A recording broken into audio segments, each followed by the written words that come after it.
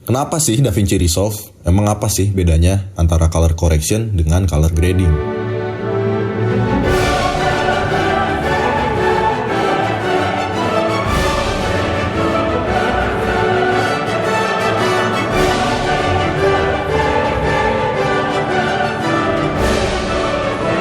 Oke, langsung aja kenapa DaVinci Resolve.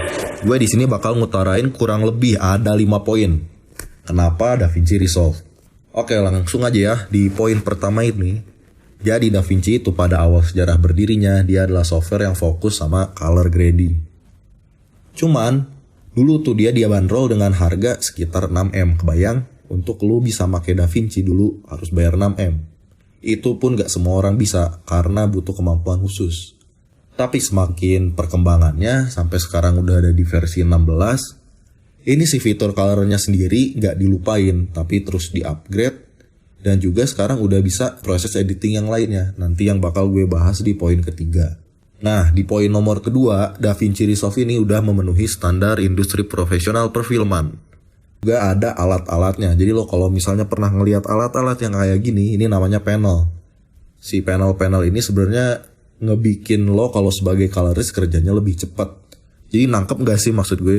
Ini ada satu industri, satu perusahaan yang ngeluarin software color grading, tapi juga disupport sama hardware yang ngebantu colorist untuk bekerja gitu. Nah, di poin ketiga ini adalah lanjutan dari poin pertama yang gue bilang tadi. DaVinci Resolve di versi 16 sekarang tuh dia udah punya banyak fitur lainnya. Jadi kalau misalnya lo biasa ngedit di Adobe, lo kalau mau ngedit efek atau sound harus pergi ke After Effects atau ke Audition. Nah, di DaVinci ini nggak usah ganti-ganti. Lo cukup di satu software aja. Ini ada namanya Fusion fiturnya. Satu lagi Firelight, di mana di Fusion bisa ngedit efek, di Firelight bisa ngedit sound. Singkatnya dalam satu software aja udah bisa tuh ngedit semua. Di poin keempat adalah sebenarnya ini gua sendiri adalah kenyamanan ya. Pertama dari interview tampilannya, user interface-nya DaVinci itu enak banget. Dia terorganisir dan juga gue nggak ribet gitu. Bahkan pertama belajar pun pahamnya lebih cepat. Dan makin lama gue makin ngerasa bahwa ini software tuh nggak ribet, lebih gampang, dan sebenarnya ya ini renderingnya lebih cepat. Kalau lo nggak percaya silahkan buktiin aja. Dan kalau dari fitur colornya sendiri gue ngerasa lebih punya kontrol. Karena DaVinci itu dengan sistem notesnya, gue ngerasa untuk ngemanipulasi suatu warna atau ngekoreksi suatu warna itu lebih mudah. Dan yang terakhir, poin kelima ini yang paling penting. DaVinci itu free. Completely free. Emang sih ada yang versi studionya, cuman di versi free-nya sendiri sebenarnya lu udah bisa ngedapetin 90% fitur dari keseluruhan DaVinci Resolve. Jadi di fitur yang kalau misalnya bayarnya ya, itu tuh dia cuma ada sedikit efek-efek tambahan. Dan juga bisa kerja yang skala besar tadi yang menurut gue. Cuman kalau misalnya lu seorang YouTuber atau misalnya colorist yang gak kerja di perusahaan yang segede Hollywood misalnya, atau freelance, itu lebih dari cukup. Free. Oh ya, dan yang terakhir, gak gampang crash. Nah, pembahasan selanjutnya ini adalah 2 metode dalam mewarnai video atau footage. Yang pertama ada satu color correction, yang kedua color grading. Oke, di metode pertama yaitu color correction sebenarnya sesuai sama namanya sih. Kita di sini mau koreksi warnanya. Walaupun sebenarnya nggak cuma warna doang yang dikoreksi di sini. Ada beberapa elemen penting yang harus diperhatikan oleh colorist. Yang pertama ada exposure, kedua kontras, ketiga white balance, dan yang terakhir ya warnanya itu sendiri. Singkatnya lu kalau misalnya dapat footage nih, ini sebenarnya kelihatan gak sih footage-nya? Ini lagi ngelakuin adegan apa, ini scene apa, ini harus kelihatan jelas. Jangan sampai terlalu gelap atau mungkin terlalu terang. Di sana dia harus dibenerin exposure-nya biar footage-nya terekspos dengan benar. Kemudian white balance-nya, jangan sampai warna yang harusnya putih kelihatannya malah warna lain. Singkatnya lu kalau misalnya punya kertas HVS, gampangnya jangan sampai itu kertas HVS kelihatan warna ungu atau mungkin warna lainnya. Dan yang terakhir ya warnanya itu sendiri. Di warna ini ada beberapa elemen penting kayak saturasi. Mau seberapa sih saturasi di video lo? Dan juga di sini ada skin tone yang harus diperhatiin. Nah, khusus buat si skin tone ini bakal gue bikin videonya sendiri. Kenapa? Karena di situ ada suatu pembahasan dan teori yang menarik. Nah, masuk ke metode kedua yaitu color grading. Nah, di color grading ini sendiri ini barulah masuk kita ke proses kreatifnya. Di mana kita menciptakan suatu emosi atau ingin ngebikin suatu mood tampilan dari sebuah footage.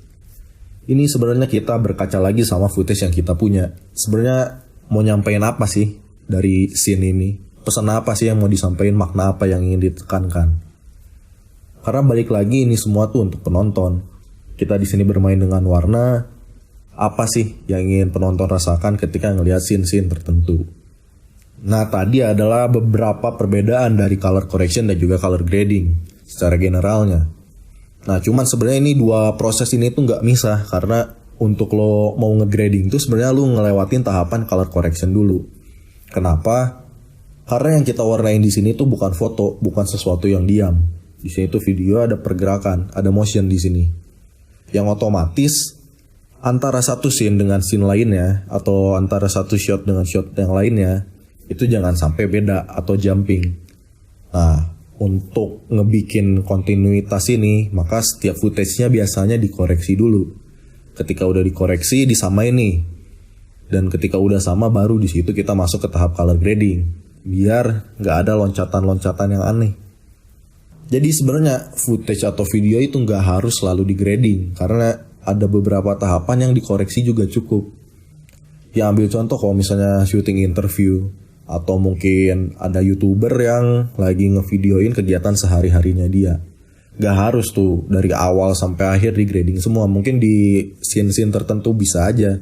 Tapi kalau misalnya lo make preset atau mungkin kalau di video disebutnya LUTs, itu malah jadi gak cocok karena ada beberapa footage atau beberapa keadaan yang itu tuh di grading emang untuk momen itu aja. Ambil contoh ketika kita mau ngebikin momen sedih. Di sana mungkin footage-nya lebih dark, di sana lebih kontras, dan mungkin warnanya lebih biru. Kan nggak mungkin itu diterapin di semua footage. Oh iya, next gue bakal ngebikin video tentang proses color grading. Cuman di sini gue nggak akan ngejelasin toolsnya dulu. Jadi di sini gue baru mau ngeliatin dulu si prosesnya gimana sih dari before sampai afternya, cuman secara singkatnya. Nah, habis itu barulah gue bikin video-video yang mungkin bakal pendalaman tentang teori-teorinya atau mungkin tentang toolsnya satu persatu. Nah, sekian dulu untuk video kali ini. Mohon maaf kalau misalnya masih banyak kekurangan ya, karena ini video pertama gue. Dan gue juga mau terima kasih. Jangan lupa stay tune untuk terus ngeliat update-annya di Instagram Ruang Film Bandung. Dan juga jangan lupa mampir ke channel YouTube gue. Oke, sekian dan terima kasih.